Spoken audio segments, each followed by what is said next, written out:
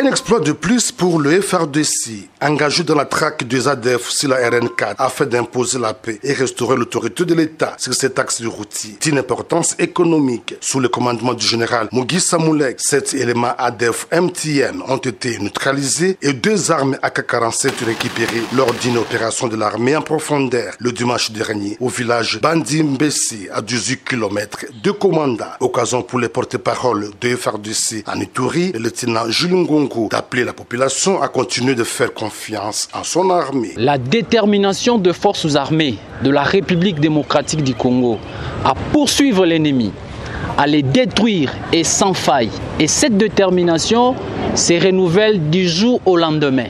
Hier, votre armée a neutralisé 7 éléments ADF MTM, des nationalités somaliennes, tchadiennes. Au-delà de leur neutralisation, les forces armées ont récupéré plusieurs armes de guerre hier et avant-hier. Pour le moment, les forces armées maîtrisent la situation et poursuivent les opérations de neutralisation contre ces renégats qui sont à la base de l'insécurité et des terreurs au sein de notre population.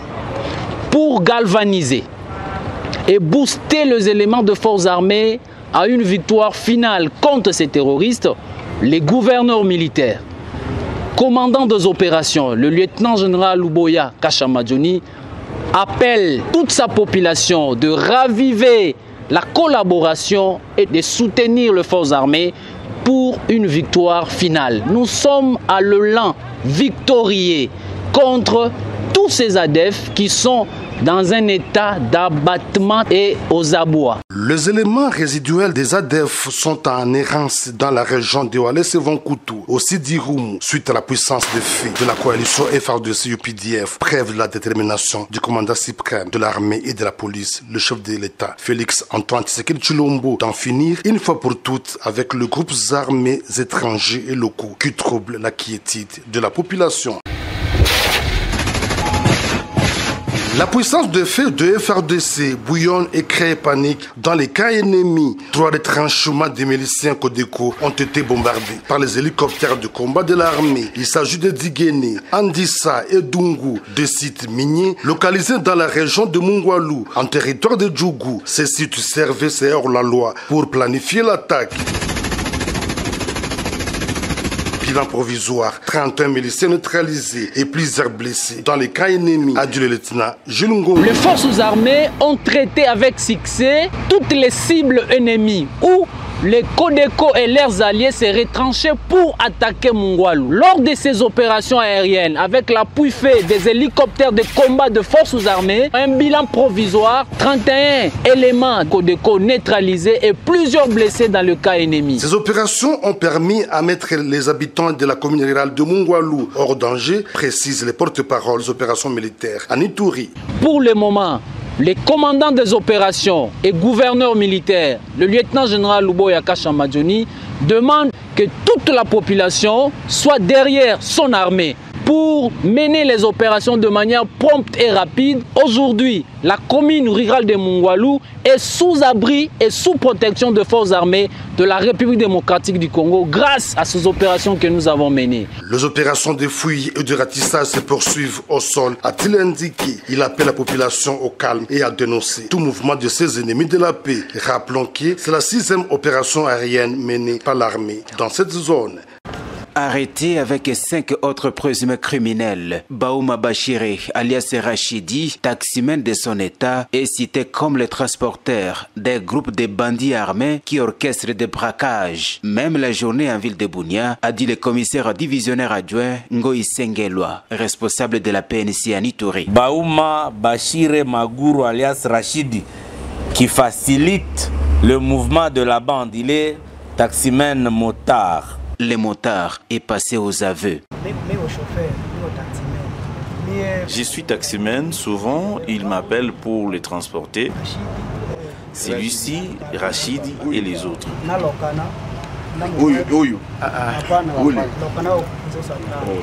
Selon le service de sécurité, des miliciens se camouflent au sein des taximens pour insécuriser la ville.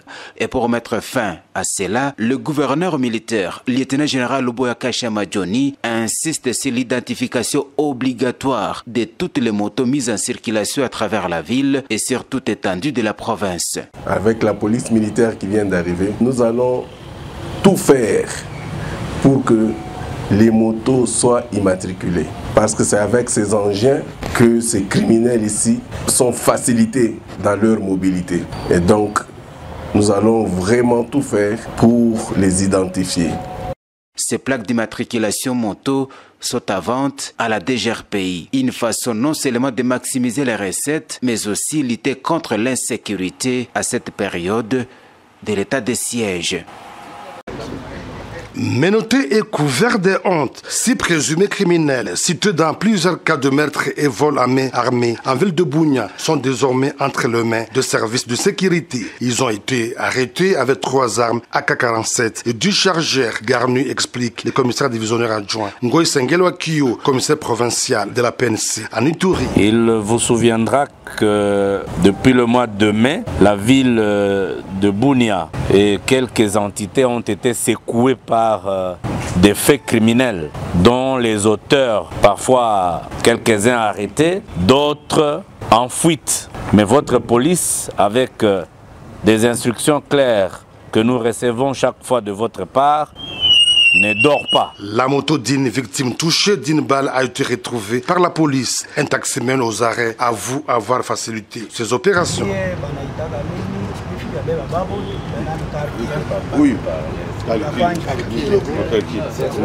Le 7e présumé criminel, il s'agit d'un policier déserteur qui a rejoint la milice Codeco et ayant planifié la récente attaque dans la commune rurale de Mungwalu, a dit Ngoy Sengelo Akio. Le commandant des opérations qui a conduit l'attaque de Mungwalu, il est à la fois avec nous et à la fois avec Codeco. Il n'est pas seul, 2 de ses collègues sont en fuite, mais ils seront récupérés. Cette série d'arrestations témoigne la détermination de l'équipe de l'état de siège de mettre fin à la criminalité urbaine, a dit le gouverneur militaire, le lieutenant-général Luboya Kashama Johnny. Nous allons continuer à les poursuivre, ces gens qui créent vraiment le malheur dans nos populations. Par ailleurs, 2 jeeps des Ougandais volés puis récupérés à République démocratique du Congo par la police ont été restitués à Aru, au nord de Bunia, et au fait d'armes de police. Le commandant suprême de FRDC et de la PNC, plus que déterminé à pacifier la province de l'Ituri face à la persistance de groupes armés dans cette région pour renforcer leurs capacités opérationnelles et professionnelles avant leur déploiement sur le terrain. Plus de 2 escadrons de la police récemment envoyés en Ituri ont bénéficié d'une formation de 3 semaines sur des notions liées au droit international humanitaire, aux droits de l'homme et à l'éthique et déontologie de la PNC. Une formation assurée par les instructeurs de la PNC, FRDC, ainsi que de la MONUSCO, avec l'appui du gouvernement provincial de l'Ituri. Occasion pour le commissaire provincial de la PNC en Ituri, le commissaire divisionnaire adjoint Seguin Sengelo Akio, de définir les missions de ces éléments de l'ordre. Avec comme objectif renforcer la capacité professionnelle de ce contingent avant son déploiement dans les territoires de Djougou et Irum. Vous qui avez choisi de servir la nation sous le drapeau, il y a lieu de vous exhorter au sens du patriotisme et surtout au professionnalisme, sans oublier de mettre l'accent sur le respect des droits humains et du droit international humanitaire. Ayant présidé la cérémonie de clôture de la dite formation, le lieutenant-général Luboya Kashama Johnny, gouverneur de la province de l'Ituri, a mis un accent particulier sur la discipline, mère des armées et reine de succès dans les opérations. Bino de Bokosala que autorité de l'État est zonga. Bino de Bokosala que confiance entre biso na population est zonga. Bino ba policier ndenge bozawana. Rôle na bino za rôle munene. Bokende kobebisa te. Bosali yango na discipline. Discipline wana tolingi et continuer ti na ba place au bokende. Ba policier là ba soda eza bato ba fanda ka place mon côté. Après les allocutions, place aux exercices sur le maintien de rétablissement de l'ordre public ainsi que sur la gestion technique de la police lors d'une intervention.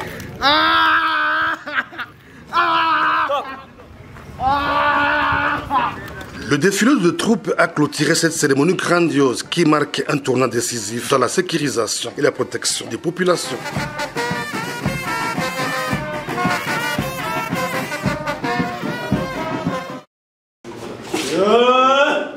Condamnés par le premier juge à des différentes peines en fonction de chef d'inculpation, 8 officiers des FARDC avaient interjecté appel auprès de la haute cour militaire, espérant voir leur sentence levée. En chambre foraine à Bunia, cette haute juridiction a rendu son arrêt sur 5 dossiers lui soumis pour examen. Ainsi, Major Sagwa, condamné à 5 ans de prison pour violation de consigne, a vu sa peine être commuée à 10 ans. Par contre, le lieutenant Kibonge, poursuivi pour meurtre, a écopé de la peine capitale et renvoyé définitivement de l'armée. De l'affliction pour les uns et joie débordante pour le colonel Landou Matondo, acquitté et lavé le chef d'accusation retenu contre lui. Déclare établi les faits constitutifs du faux et son visage, mais dit que ces faits constituent un moyen pour perpétrer le détournement. Déclare établi l'infraction de détournement mise à leur charge et les condamne sans admission de circonstances atténuantes à 10 ans de servitude pénale chacun. Dans la foulée, confirmant l'action du premier juge, le colonel Martin Kalala, président de la haute cour, a reconduit la peine de 10 ans de servitude pénale principale et renvoi définitif au sein de forces armées pour 4 officiers supérieurs poursuivis pour détournement des deniers publics, faux et usage de faux en écriture. Rappelons qu'en cette période de l'état de siège, la justice militaire s'est saisie de toute pratique d'antivaleur et d'indiscipline dans le rang des FARDC, conformément à la vision du commandant suprême des forces armées, le chef de l'État Félix-Antoine Tshisekedi, qui ne ménage aucun effort pour redynamiser la discipline et professionnaliser les forces de défense et de sécurité. La MONUSCO réaffirme son engagement à appuyer les forces de défense et de sécurité dans la neutralisation de groupes armés, de protéger et sécuriser davantage le déplacé dans le cadre de la mutualisation de forces RDC-Ouganda. Déclaration de la chef de la MONUSCO en RDC, Bintou Keïta, au sortir d'un échange avec le gouverneur militaire et commandant des opérations militaires en Ituri. La population met son espoir à la fois dans l'autorité du pays pour redresser la situation et compte sur l'appui des partenaires. Ce que je peux vous confirmer, c'est que vous pouvez compter sur l'appui des Nations Unies et de la MONUSCO pour appuyer les efforts de l'autorité nationale, de l'autorité provinciale, puisque une expression que nous aimons bien les deux, c'est nous devons mutualiser les efforts pour arriver à quelque chose. Devant la presse, la représentante spéciale du secrétaire général des Nations Unies en RDC n'est pas allée par les dos de la cuillère pour condamner les attaques des groupes armés contre les sites de déplacés des Drodro, héros en territoire de Djougou. Ces attaques qui constituent une violation grave du droit international humanitaire, mais aussi un crime contre l'humanité. Bien évidemment, nous condamnons de la façon la plus ferme les attaques contre les populations civiles et en particulier les sites de déplacés parce que, comme vous l'avez dit, il y a le droit humanitaire international qui très clairement dit que ces lieux sont des lieux protégés, y compris les écoles, les hôpitaux, les établissements religieux, etc. Tout ça, c'est vraiment quelque part dans l'ordre du sacré. C'est-à-dire que ça ne devrait pas être touché. Ceux qui, dans leur posture, ne voient aucun problème à détruire à travers leurs actes, devrait répondre devant la justice. Aussitôt arrivé en Ituri, Bintou Keïta a visité le camp de déplacés de Ro en territoire de Djougou, question d'apporter les réponses d'urgence sur le plan sécuritaire et humanitaire aux populations vulnérables. Par ailleurs, notons que l'armée, la police et la MONUSCO ont mis les bouchées doubles pour créer la cohésion sociale entre les communautés vivant en Ituri en vue d'éviter le massacre et la guerre interethnique. Les collèges des évêques de la 88e communauté Afrique-Arlande Tchétch, conduit par Monseigneur Marini Bodo Pierre, président honoraire des églises du Christ au Congo, a eu les échanges fructueux avec les gouverneurs de la province de l'Ituri, le lieutenant-général Luboya Nkachamadjoni. Au menu de leurs entretiens, la situation sécuritaire et humanitaire du site de déplacés d'Hérault. Monseigneur Marini Bodo Pierre lance un message de paix aux populations ituriennes. Nous sommes venus ici pour nous rencontrer et voir l'état des lieux. Alors c'est comme ça que nous avons dit non, il faut d'abord arriver chez le gouverneur pour nous donner la matière qui fera l'objet de notre ordre du jour et pour que nous puissions en parler.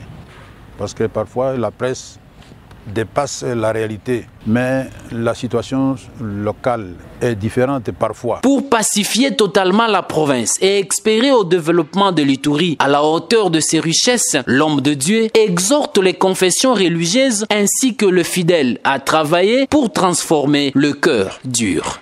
La matière principale, c'est que l'Ituri a besoin de la paix. Comment y arriver, ça c'est l'autre manière de le faire. Parce que vous voyez, nous sommes en difficulté ici. Pas de développement, les gens sont en train de fuir ici et là. Et si nous avons la paix, nous l'obtenons. Et je crois que nous pouvons nourrir une bonne partie de la province, pourquoi pas le pays. Parce que nous avons toutes les richesses nécessaires. Ici, quand vous circulez à gauche, à droite, vous voyez, multiforme. Nous sommes gâtés par Dieu. Avec l'Ituri, on peut créer la classe moyenne. La classe moyenne quitte la pauvreté, mais il n'est pas encore riche, mais il monte. Dans la même veine, le gouverneur militaire de l'Ituri, le lieutenant-général